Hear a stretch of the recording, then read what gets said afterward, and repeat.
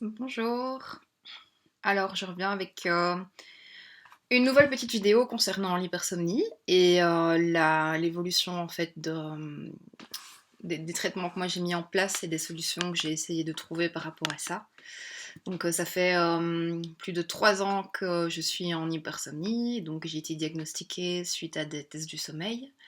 Et donc, il y a une foule de médicaments qui sont proposés dans ces cas-là et de solutions plus ou moins efficaces concernant donc la qualité du sommeil et le fait de pouvoir réduire son temps de sommeil pour obtenir donc des cycles normaux et pouvoir passer des journées normales sans devoir constamment faire des siestes et, euh, et être toujours dans la panade. Donc en fait ici ce que j'ai essayé de faire ces derniers mois, c'est de tester la microkinésithérapie. Donc la microkinésithérapie, c'est une forme de médecine en fait alternative, mais qui est en réalité une spécialisation que peuvent faire certains médecins ou kinés. Donc il faut déjà avoir un diplôme médical pour pouvoir faire cette spécialisation. Et en faisant un peu mes recherches, j'ai regardé un petit peu l'historique de cette méthode. Et donc en fait, c'est une méthode qui a été élaborée dans les années 80 en France. Et donc en fait, il s'agit de faire de très légères manipulations du corps. Donc les différentes zones du corps au niveau musculaire, au niveau viscéral. Et d'aller en fait regarder dans la réaction du corps du patient. Donc la trace en fait d'événements traumatiques qui s'installent donc dans les tissus organiques du corps du patient. C'est un petit peu compliqué à aborder de prime abord. J'en ai un petit peu discuté du coup avec la praticienne. Et donc je pensais que c'était en fait plus une question d'énergie, de méthodes basées sur le Reiki ou des choses comme ça. Mais en réalité, non, elle va vraiment chercher des réponses en fait vraiment au niveau musculaire, au niveau également circulatoire, donc dans le corps. Et donc elle me disait par exemple qu'elle avait pu traiter pas mal de femmes qui avaient des difficultés à tomber enceinte pour des questions donc d'endocrinologie et que finalement elle avait réussi à débloquer ses problèmes et que elle avait réussi donc à mettre en route des tas de systèmes qui étaient bloqués dans le corps de ses patients. Donc dans mon cas, c'est la 4e fois que je vais voir cette praticienne.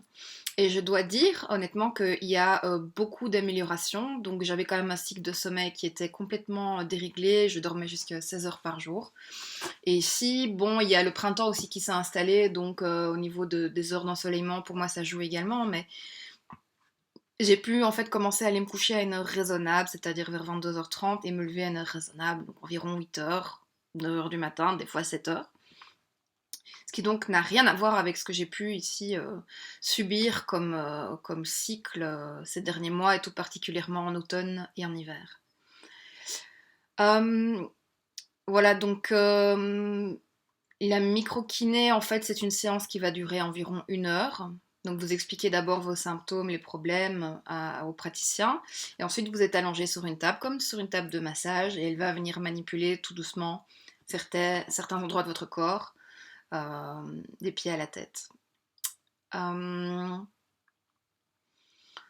voilà, enfin, c'est malheureusement pas encore remboursé par les mutuelles, en tout cas en Belgique. Il faut compter 50 à 60 euros la séance. Donc c'est quand même un sacré budget, mais honnêtement, euh, j'ai diminué en fait mon budget médicaments depuis que j'ai commencé la microkiné. Et donc, je pense que je m'y retrouve en fait finalement au niveau budget. Évidemment, maintenant ici, bon, c'est la 4e fois que j'y vais. On va laisser l'été passer, voir comment ça se présente. Et s'il faut, en fait, eh bien, vous pouvez reprendre un rendez-vous quand vous sentez qu'il va falloir peut-être réaligner certaines choses. Voilà. Donc, je vais peut-être mener un petit peu mon enquête sur ce qu'est vraiment la microkinésithérapie au niveau des tests scientifiques et des publications qui ont été émises par, euh, par donc à la base c'est une association française et voir un petit peu comment les gens le vivent et s'il y a effectivement des résultats cliniques.